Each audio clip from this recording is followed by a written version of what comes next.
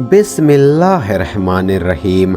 शुरू अल्लाह के नाम से जो निहायत बड़ा मेहरबान और रहम करने वाला है। आज की इस वीडियो में हम पेश करने जा रहे हैं एक ऐसा वाक़या जिसे सुनकर आप हैरत में पड़ जाएंगे। ये वाक़या है एक अल्लाह वाले और एक खूबसूरत ईसाई लड़की का। इस वाक़े को मुकम्मल तौर पर समझने के लिए इस वीडियो को एंड तक ज़रूर देखें। मोहतरम नाजरीन, एक अल्लाह वाले नेक बुजुर्ग थे।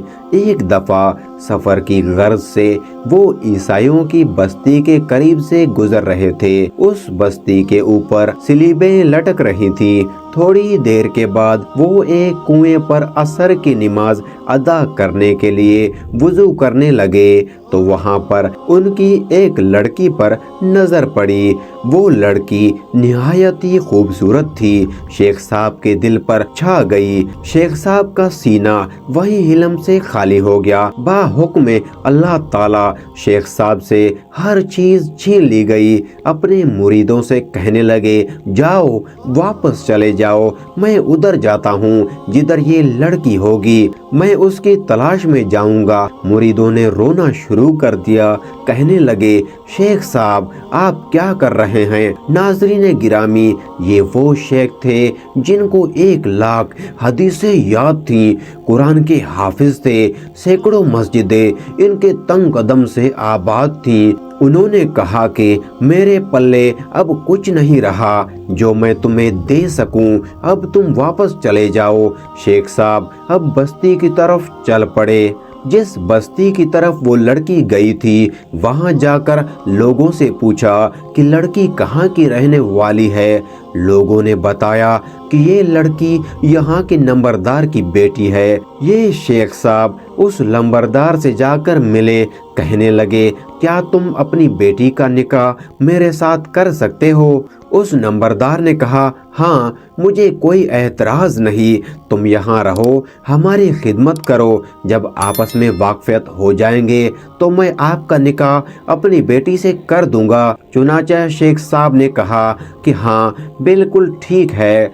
वो नंबरदार कहने लगा कि मेरे बाड़े में सुअरों का रेवड़ है, आपको सुअरों का रेवड़ भी चलाना होगा, आपको सुअरों का रेवड़ चलाने वाला काम भी करना पड़ेगा। शेख साहब उस पर भी राजी हो गए। अल्लाह अकबर। शेख साहब कहने लगे कि हाँ मैं आपकी खिदमत करूंगा। शेख साहब सुबह के वक्त सुअर लेकर निकलते, सारा दिन चरा कर शाम को वापस आते। उधर मुरीदेन वापस आ गए और खबर लोगों तक पहुंची तो कई लोग बेहोश हो गए, कहीं मौत की आगोश में चले गए, काफी खानकाएं बंद हो गईं। लोग हैरान थे कि ऐ अल्लाह, ऐसे ऐसे लोगों के साथ भी तेरी ये बेनियाजी का मामला हो सकता है। 1 साल इसी तरह गुजर गया। शेख साहब के एक मुरीद थे और खुद भी अल्लाह के वली थे। जानते थे कि मेरे शेख साहब इस्तकामत वाले हैं, मगर इस मामले में कोई न कोई हिकमत जरूर होगी। उस मुरीद के दिल में ये बात आई कि मैं वहां जाकर हालात मालूम कर लूं।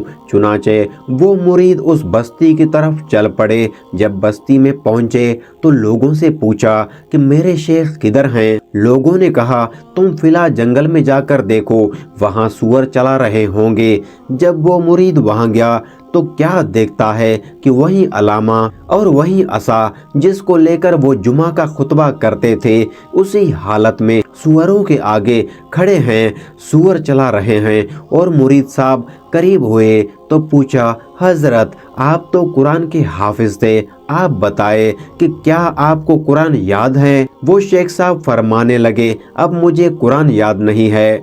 उस मुरीद ने फिर पूछा, हजरत कोई एक आयत भी याद है? वो शेख साहब सोचकर कहने लगे, मुझे एक आयत याद है। तो पूछा, कौन सी आयत? तो कहने लगे, जिसका तर्जमा ये है, जिसे अल्लाह जलील करने पर आता है उसे इज्जतें देने वाला कोई नहीं होता। नाज़रीन गिरामी, वो शेख पूरा कुरान भूल गए और सिर्फ एक आयत याद रही जो कि उनके हाल से ही ताल्लुक रखती थी। मुरीद साहब रोने लग गए कि हजरत को सिर्फ एक आयत ही याद है। फिर दोबारा पूछा कि हजरत आपको हदीसें याद हैं? फरमाने लगे एक याद है जिसका तर्जमा ये है कि जो दीन को बदल दे उसे कत्ल कर दो। ये सुनकर मुरीद साहब फिर रोने लगे तो उन शेख साहब ने भी रोना शुरू कर दिया। किताबों में लिखा है कि शेख साहब रोते रहे और रोते हुए उन्होंने कहा, अय अल्लाह, मैं आपसे ये उम्मीद तो नहीं करता था कि मुझे इस हाल में पहुंचा दिया जाएगा। वो शेख साहब रो भी रहे थे और ये फुकरा बार बार कह रहे थे, तो अल्लाह ताला ने शेख साहब को तौबा की तौफीक अता फरमा दी और उनकी कैफियतें वापस लौटा दी। फिर बाद में मुरीद साहब ने पूछा कि ये सारा मामला कैसे हुआ? शेख साहब फरमाने लगे कि मैं बस्ती के पास से गुजर रहा था, मैं स्लीपें लटकती हुई देखी तो मेरे दिल में ख्याल आया कि ये कैसे कमअक्ल लोग हैं, बेवकूफ़ लोग हैं जो अल्लाह के साथ किसी और को शरीक ठहराते हैं। और अल्लाह व तबारक ताला ने मेरी इस बात को पकड़ लिया कि अगर तुम ईमान पर हो तो क्या ये तुम्हारी अकल की वजह से है या मेरी रहमत की वजह से? ये तुम्हारा कमाल नहीं है, ये मेरा कमाल है कि मैंने तुम्हें ईमान पर बाकी रखा हुआ है।